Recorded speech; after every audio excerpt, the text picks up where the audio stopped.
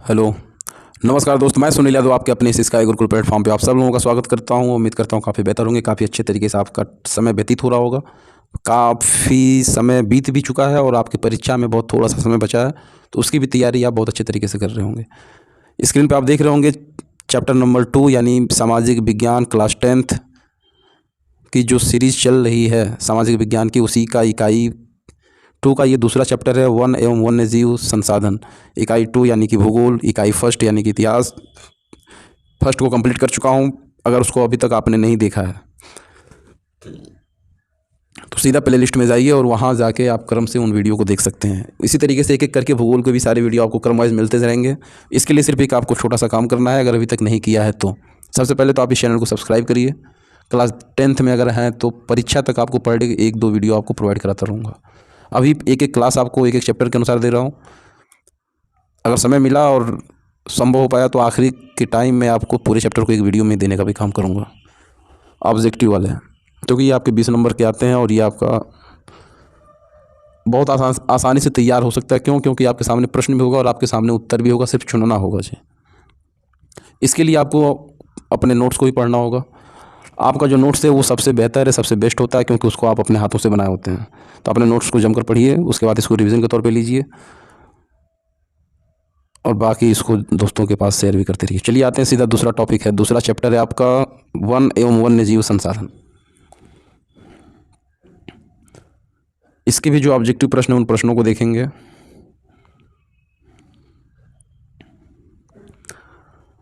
प्रश्न नंबर 1 बहुविकल्पीय प्रश्न जो 1 नंबर का आपका आता है, ओडिशा और बिहार में जनजातियां विवाह के अवसर पर किस वृक्ष की पूजा करती हैं? ओडिशा और बिहार में जनजातियां विवाह के अवसर पर किस वृक्ष की पूजा करती हैं? खेजड़ी और चंदन, तुलसी और बरगद, आम और इमली, या फिर पीपल और वट वृक्ष। तो उत्तर जाएगा इसका ग। उत्तर इसका क्या हो जाएगा? आपका ग हो जाएगा। क्योंकि उड़ीसा और बिहार में जो जनजातियां हैं वो विवाह के अवसर पर आम और इमली की पूजा करते हैं। ऑप्शन नंबर ग सही। देखेंगे प्रश्न नंबर 2 को। प्रश्न नंबर 2 आपका कह रहा है कि चिपको आंदोलन का क्या उद्देश्य था? चिपको आंदोलन का क्या उद्देश्य था? हिमालय क्षेत्र में महिला मंगल दल द्वारा वृक्षों से चिपककर उसकी रक्षा की थी, जंगली जानवरों की रक्षा के लिए चलाया गया आंदोलन, राजस्थान में खेजड़ी वृक्ष रक्षा अभियान, या फिर पर्यावरणविदों द्वारा वनों को बचाने के लिए अभियान। तो इसका जो उत्तर हो जाएगा वो हो जाएगा आपका ऑप्शन नंबर पहला। चिपको आंदोलन का उद्देश्य था कि हिमालय क्षेत्र में महिला मंगल दल द्वारा वृक्षों से चिपक कर उसकी रक्षा करना। तो वृक्षों की रक्षा के लिए उससे चिपकना ही क्या था? चिपको आंदोलन का। ऑप्शन सी हो जाएगा दूसरे का। देखेंगे प्रश्न नंबर 3 को। प्रश्न नंबर 3 आपका कह रहा है कि चीता को भारत में कब लुप्त प्राय घोषित किया गया था? चीता को भारत में कब लुप्त प्राय घोषित किया गया था? 1952 ईस्वी में, 1964 ईस्वी में, 1972 ईस्वी में, 1984 ईस्वी में। ये बताना है आपको कि कब घोषित किया गया था।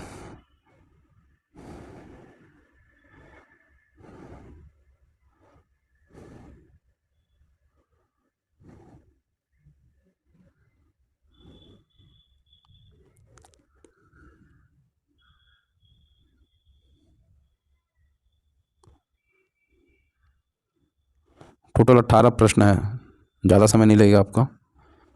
तीसरा प्रश्न है कि चीता को भारत में कब लुप्त प्राय घोषित किया गया था? जी, चीता को भारत में कब लुप्त प्राय घोषित किया गया था? 1952, 64, 1972, 84। उत्तर जाएगा इसका क के साथ। चीता को 1952 ईस्वी में लुप्त प्राय घोषित किया गया था। कहाँ पे? भारत में। देखेंगे प्रश्न नंबर 4 को।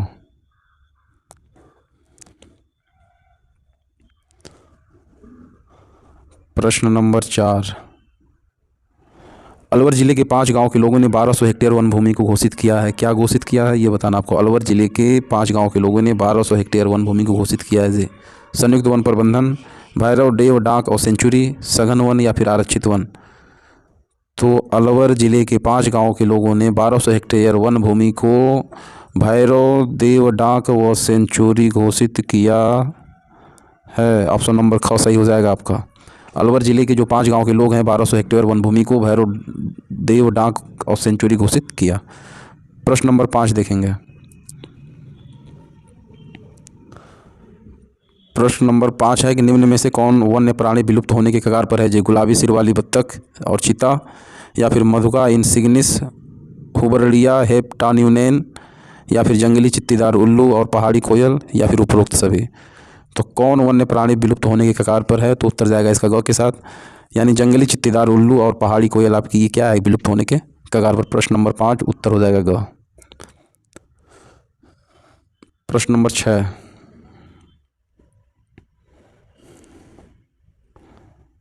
प्रश्न नंबर 6 है आपका कि इनमें से कौन सी टिप्पणी प्राकृतिक वनस्पति जात और प्राणी जात के ह्रास का सही कारण नहीं है?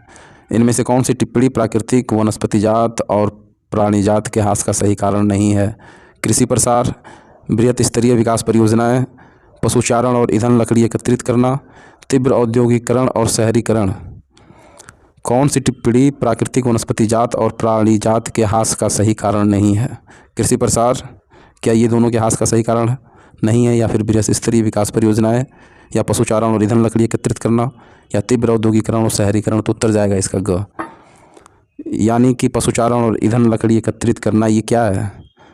प्राकृतिक वनस्पति जात और प्राणी जात के ह्रास का सही कारण नहीं है। बाकी कृषि प्रसार ये भी है, बृहत स्तरीय विकास परियोजनाएं ये भी आपका है, और तीव्र औद्योगिकरण और शहरीकरण ये भी क्या है? प्राकृतिक वनस्पति जात और प्राणी जात के ह्रास का सही कारण है। लेकिन पशुचारण और ईंधन लकड़ी एकत्रित करना ये आपका नहीं। देखेंगे प्रश्न नंबर 7 को।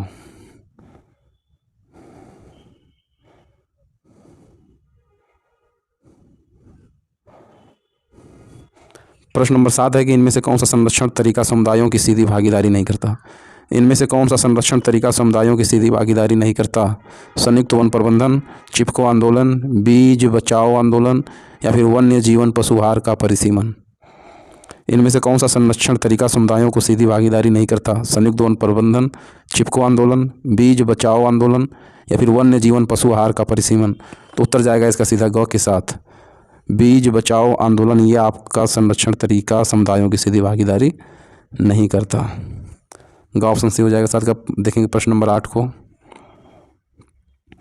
प्रश्न नंबर 8 कह रहा है आपका कि पश्चिम बंगाल का वो टाइगर रिजर्व जो डोलोमाइट खनिज के खनन के चलते गंभीर संकट में है। पश्चिम बंगाल का वह टाइगर रिजर्व जो डोलोमाइट खनिज के खनन के चलते गंभीर संकट में है।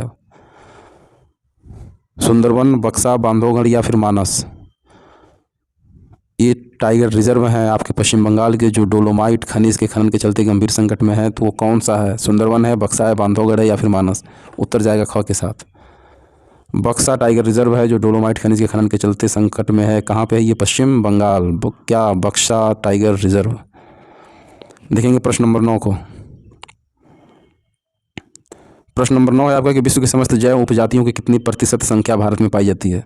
विश्व की समस्त जैव उपजातियों की कितनी प्रतिशत संख्या भारत में पाई जाती है जी? 8%, यानी संख्या होगी 16 लाख, 10% संख्या 18 लाख, 12% संख्या 20 लाख, 14% संख्या 23 लाख। तो उत्तर जाएगा इसका सीधा क के साथ, विश्व की समस्त जैव उपजातियों की 8% संख्या भारत में पाई जाती है। जैव उपजातियों की 8% संख्या भारत में पाई जाती है पूरे विश्व की। देखेंगे प्रश्न नंबर 9 हो गया आपका 10।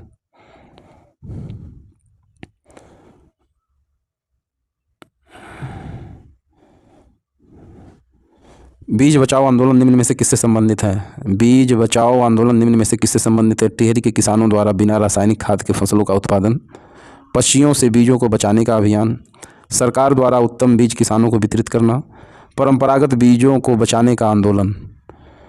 तो बीज बचाओ आंदोलन किससे संबंधित है? तो यह है आपका टिहरी के किसानों द्वारा बिना रासायनिक खाद के फसलों का उत्पादन। बीज बचाओ आंदोलन आपका किससे संबंधित है? तो टिहरी के किसानों द्वारा बिना रासायनिक खाद के फसलों का उत्पादन। ऑप्शन नंबर क सही। देखेंगे प्रश्न नंबर 11 को। प्रश्न नंबर 11 आपका कह रहा है निम्न में से किस कार्यक्रम के अंतर्गत क्षरित वनों के पुनर्निर्माण हेतु स्थानीय समुदायों को शामिल करने का प्रयास किया गया? किस कार्यक्रम के अंतर्गत क्षरित वनों के पुनर्निर्माण हेतु स्थानीय समुदायों को शामिल करने का प्रयास किया गया जी? बीज बचाओ आंदोलन के तहत, संयुक्त वन प्रबंधन के तहत, नवधान्य के तहत, या फिर चिपको आंदोलन के तहत। तो उत्तर जाएगा इसका सीधा घ के साथ, यानी चिपको आंदोलन के अंतर्गत क्षरित वनों के पुनर्निर्माण हेतु स्थानीय समुदायों को शामिल करने का प्रयास किया गया। देखेंगे प्रश्न नंबर 12 को। प्रश्न नंबर 12 आपका है कि मानव और अन्य जीव जंतु सम्मिलित रूप से जिस जटिल तंत्र का निर्माण करते हैं उसे क्या कहते हैं? मानव और अन्य जीव जंतु सम्मिलित रूप से जिस जटिल तंत्र का निर्माण करते हैं उसे क्या कहते हैं? जीवमंडल, जैव विविधता, पारिस्थितिकी तंत्र या फिर जीवाश्म। तो उत्तर जाएगा इसका सीधा ग के साथ। यानी मानव और अन्य जीव जंतु सम्मिलित रूप से जिस जटिल तंत्र का निर्माण करते हैं उसे कहा जाता है पारिस्थितिकी तंत्र। देखेंगे अगला प्रश्न आपका 13 नंबर का। 13 नंबर का प्रश्न है कि निम्न में से कौन सुभेद प्रजाति है। सुभेद प्रजाति की बात कर रहा है हॉर्नबिल, मिथुन, एशियाई चीता या फिर गंगा नदी की डॉल्फिन। तो आपका ऑप्शन नंबर घ सही हो जाएगा। गंगा नदी की जो डॉल्फिन है वो आपकी क्या है, सुभेद प्रजाति है। सुभेद प्रजाति है आपकी गंगा नदी की डॉल्फिन। देखेंगे प्रश्न नंबर 14 को।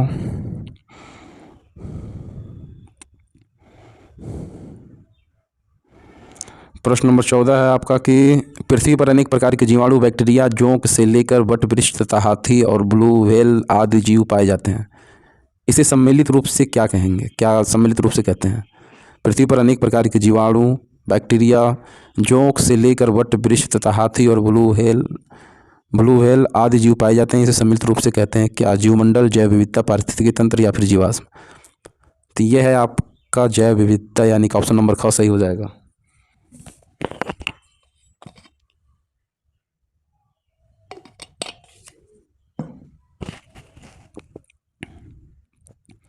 देखेंगे प्रश्न नंबर 15 को। चिपको आंदोलन संबंधित है किससे। मृदा संरक्षण से, वन संरक्षण से, जल संरक्षण से या फिर वायु संरक्षण से। तो चिपको आंदोलन जो संबंधित है आपका ये किससे है, तो वन संरक्षण, ख ऑप्शन आपका सही हो जाएगा। देखेंगे प्रश्न नंबर 16 को।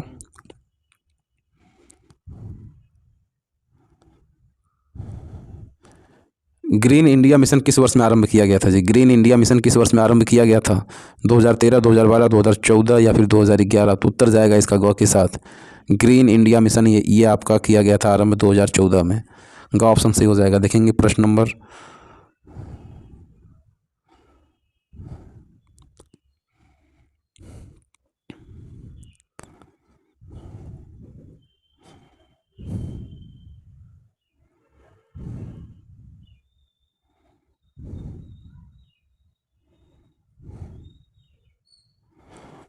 17।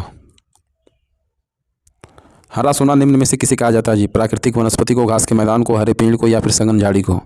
हरा सोना निम्न में से किसे कहा जाता है। प्राकृतिक वनस्पति, घास के मैदान, हरे पेड़ या फिर सघन झाड़ी। तो उत्तर जाएगा इसका सीधा क के साथ, यानी कि हरा सोना किसको कहते हैं, प्राकृतिक वनस्पति को। निम्नलिखित में से कौन सा भौगोलिक क्षेत्र का प्रतिशत राष्ट्रीय वन नीति द्वारा निर्धारित किया गया है। निम्नलिखित में से कौन सा भौगोलिक क्षेत्र का प्रतिशत राष्ट्रीय वन नीति द्वारा निर्धारित किया गया है। 33, 43, 23 या फिर 31। निम्नलिखित में से कौन सा भौगोलिक क्षेत्र का प्रतिशत राष्ट्रीय वन नीति द्वारा निर्धारित किया गया है। 33, 43, 23 या फिर 31। तो उत्तर जाएगा यहाँ पे आपका ऑप्शन नंबर क, यानी कि 33 भौगोलिक क्षेत्र का प्रतिशत राष्ट्रीय वन नीति द्वारा निर्धारित किया गया है।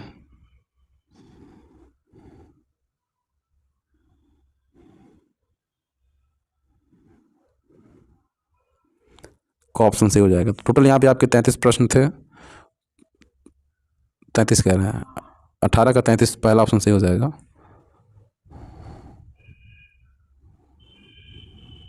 टोटल 18 प्रश्न थे आपके, और 18 प्रश्न आपके ये कंप्लीट हो चुके हैं। चैप्टर का नाम था आपका वन एवं वन्य जीव संसाधन। चैप्टर नंबर 2 क्लास 10 सामाजिक विज्ञान इकाई 2 यानी भूगोल से जुड़ा हुआ जो चैप्टर है आपका, चैप्टर नंबर 2 वन एवं वन्य जीव संसाधन। इससे जुड़े जितने भी ऑब्जेक्टिव थे ये आपके कंप्लीट हो चुके हैं। राजीव क्वेश्चन बैंक से ये सारे प्रश्न हैं आपके पास। जो भी सीरीज हो सबसे पहले तो आप उसको पढ़िए। कोई भी सीरीज हो उसमें प्रश्न उत्तर दिया होगा, देखिए ज़्यादा अंतर नहीं पड़ेगा, 5 से 10 प्रश्नों का अंतर इधर उधर हो सकता है, वरना 60 से 70% प्रश्न ऐसे होंगे जो आपको सभी किताबों में एक जैसे ही मिलेंगे। 10-20% हो सकता हो या 2-4% ही जो अलग हो। अभी तो मैंने बहुत कम बोला है। तो आपके पास जो भी सीरीज हो उसको आप पढ़िए। सबसे पहले अपना नोट्स, उसके बाद ये रिवीजन के तौर पे एक एक करके सभी वीडियो आपको प्लेलिस्ट में मिल जाएंगी। अगर अभी तक आपने सभी वीडियो को नहीं देखा तो देखते रहिए, परीक्षा की तैयारी तक, परीक्षा का पेपर देने तक। चलिए दोस्त, ज़्यादा बातें नहीं होंगी क्योंकि समय ज़्यादा नहीं है, आपका समय बहुत कीमती है, उसका आप इस्तेमाल करिए। अगली वीडियो में यानी अगला चैप्टर होगा आपका चैप्टर नंबर 3, उससे जुड़े ऑब्जेक्टिव को देखेंगे। तब तक आप बने रहिए, इस पर लाइक भी करिए, सब्सक्राइब भी करिए, अधिक से अधिक संख्या में शेयर करिए। और सब्सक्राइब करने के बाद बगल में नोटिफिकेशन का आइकन आएगा, उसको क्लिक करिएगा। चलिए दोस्तों, बने रहिएगा। तब तक इस स्काई गुरुकुल प्लेटफॉर्म पे मैं फिर मिलता हूँ आपसे अगली वीडियो में अगले चैप्टर के साथ, कुछ नए टॉपिक के साथ और कुछ नए प्रश्नों के साथ। तब तक के लिए